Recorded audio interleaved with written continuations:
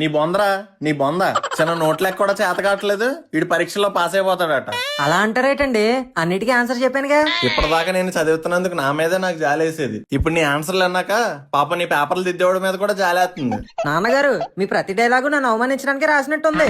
ఏ అందులో డౌటా? పొట్టగొత్త అక్షరం ముక్క రాదు గానీ డైలాగులు వేస్తున్నాడు. డైలాగులు ఎల్లుండి నుంచే పరీక్షలు.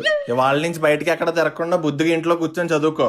కదిలేవనుకో కాళ్ళు ఎరగొడతాను. మళ్ళీ రేపు క్వశ్చన్లు అడుగుతాను. ఇలాగే తిక్క తిక్క సమాధానాలు చెప్పావనుకో తోలు తీస్తా. వద్దులేండి, తోడు లేకుండా నేను అంత బాగాను.